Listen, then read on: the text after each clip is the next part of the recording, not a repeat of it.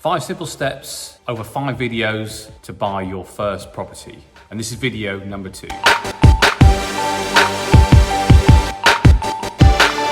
Hey, what's up guys, Dan Geographical here. I hope you're all well. As ever, if you could do me a huge favor and smash the like button and don't forget to hit subscribe. So this is video number 2 of the 5 simple steps over 5 videos to buy your first property. And that doesn't matter if you're a first time buyer or you're looking to buy your first investment property.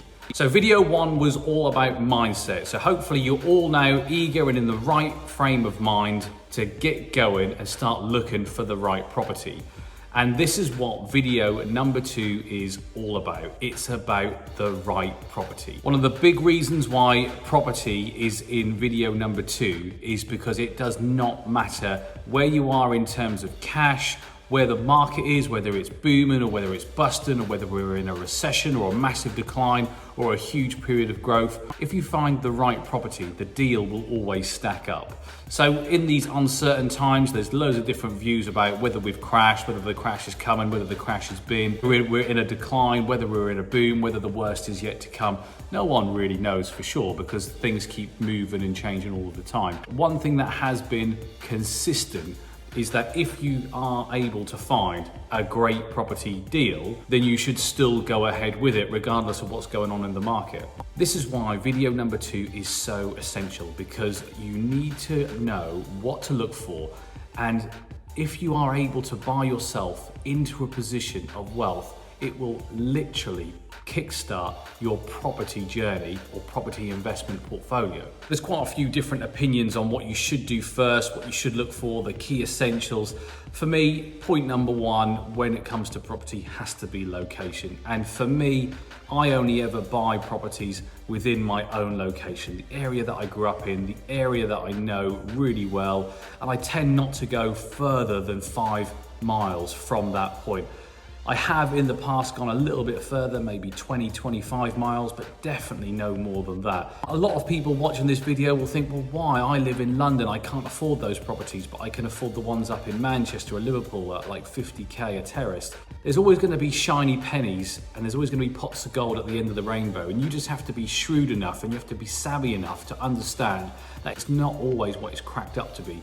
Yes, you can buy properties for like 50k, even less than that in different locations, but you do have to offset that against the capital growth. And you have to try to understand the realities of having a property which is further afield. When things go wrong, or you have to change management agents, or you have issues with tenants, or issues with tradespeople, it isn't just a quick 5-minute journey. Sometimes these journeys are quite far away.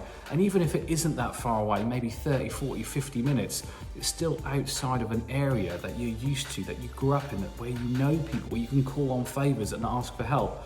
And whether you're buying as a first-time buyer or a first-time investor, those things that don't seem too important right now do come back to really assist you when you are in those predicaments. So advice number 1 is buy in a geographical location which is either close to where you live or in the area that you grew up in that you know really well. Staying with location. So it isn't just good enough for you to pick a property that's 5 minutes drive from where you live and hoping for the best. Location has another level. So once you've identified the area for all of the reasons that I said before, you then need to start to understand what locations are going to do well for you.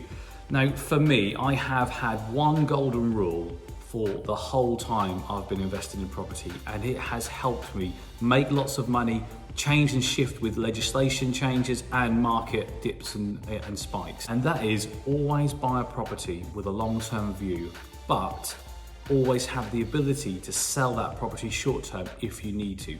So whatever your long-term goal is, always have a short-term possibility or a plan B, short-term plan B. So if you're looking to buy something to rent, make sure that you could sell that very quickly, and vice versa. If you're looking to buy something to sell, make sure you could rent that if the market fell off the edge of a cliff. One of the key things that I used to always say to anyone is, if we bought a property today, tomorrow the market fell off the edge of a cliff, would you be content to hold on to that property with your money inside that deal and letting it tick along for the foreseeable future until the market recovers, which could be 10 years? The answer is no.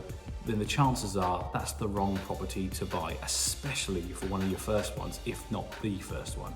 So you're probably thinking, well, that sounds great, Dan, but how do I identify those? So staying with location.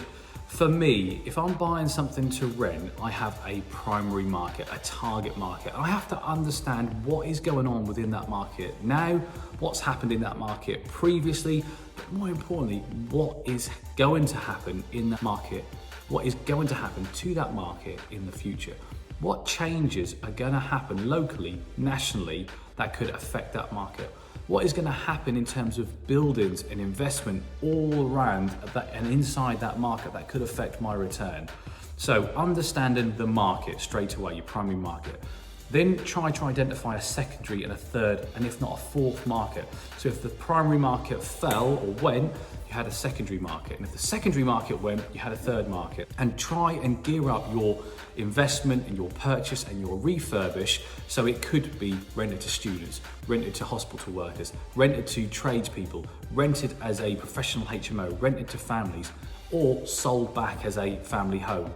All of those things have to be considered, and it may impact your cost, your budget, you may do things a little bit different, but when things happen that goes against your primary target market, these will pay back dividends tenfold. So it is really worthwhile considering. And if the location that you're selecting doesn't have the possibilities of these multiple markets, then guess what? It's the wrong location. And then the next thing, which is probably one of the most important, is trying to buy the worst possible property in the best location or the best street. So I really like buying the properties that no one else wants, the ones that are completely trash, that cosmetically look like a real pit.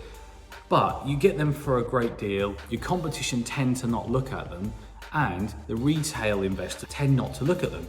So that means that you don't have a bidding war on your hands, are you? And you've got more chance of getting a good deal. Then you can invest the money that you've got to make it tick all of the previous boxes, and you've got something which looks good, nice and new, and it meets multiple markets. So buying the worst property in the best location, ticking all of those boxes, is absolutely critical. The next is the type of property.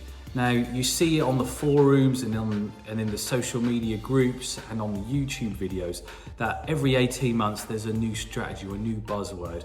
It was professional HMOs, then it was service accommodations, then it was rent to service accommodations, then it was commercial conversions and all these other things. And there's actually nothing wrong with any of those strategies, but don't think that just because they're what everyone else is doing or they're the buzzword at the moment, that's what you should be focusing on. Focus on the local market and what it has to offer. I'll give you an example. If your plan is to do commercial conversions under permitted development, office resi B1 to residential, but you're dealing with a retail-centric location that doesn't have a huge amount of offices, let alone B1 offices, then you're kind of going to be leaning against a closed door. You're going to be forever spending lots of time and energy and not getting a great deal in return. Equally, if that same location has something like an abundance of pubs, which Norwich we're really grateful for. We were well known once upon a time for having more pubs in a 5 mile square radius than there are days in the year. Unfortunately, the pub decline in market has seen that number diminish, but we've still got a huge amount of pubs which aren't sustainable, which will represent a huge amount of opportunity. So understanding that market, what's impacting that market, what legislation changes are happening, and more importantly, where I can step in and maximize the opportunity for each of those locations with policy and with the planners and all of those things, massively helps me to acquire great sites at reasonably low costs. And that's not because pubs are a buzzword, it's because my local market has an abundance of that. So what is going on in your local market? Have you got a big university? Are you a big university city or town?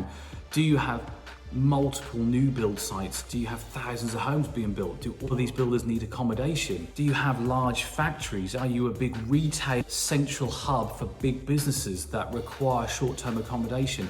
Do you live in a city with loads of B1 offices which are coming empty? All of these things have to be considered in your location. So what is the market dictating? What type of properties can you buy? And then that kind of leads me nicely on to the number of properties. Now we're talking about buying your first property to live in or buying your first property to invest in. So this is kind of irrelevant, but don't get bogged down on just buying a property just because it's another one to add to the portfolio. I see people do this with flats all the time. I'm against buying flats, especially these new build flats. Don't get me wrong, I've bought some ex-local authority flats in the past which have done very well for me. But remember, buying a flat tends to be leasehold and you have service charge, all of these other costs involved, and not only ever a leaseholder, you're not a freeholder, so you might need to get permissions to do things like changing the windows, changing the internal layout. So if you saw a really nice flat and you think I could make that from a 2 to a 3 bed, guess what? You might not be able to do that without the permission of the freeholder. And if you do get the permission of the freeholder, you may have to pay some sort of cost to them to do that, because look, they know that you're going to be adding value. So try and stay away from flats as a first purchase if that is the right thing to do. I really like ex-local authority freehold properties, semi-detached and terraced houses, 1945 to 1950 builds, really good quality builds. As solid as they come, they tend to need the same things doing: electrics, roofs, fascias, plumbing, those sorts of things. So we kind of know what we're buying. We could buy those without viewing them. We know the market and we know the type of property so well. Now, I'm not saying that that's the right thing for you in your location, but try and identify the right property that is going to work well for you. Also, if you're using a lender, try and tick as many boxes as you can for as many lenders as possible. Opening your market up to multiple lenders because the property ticks so many of the right boxes means that you will always be able to try and get a better mortgage deal.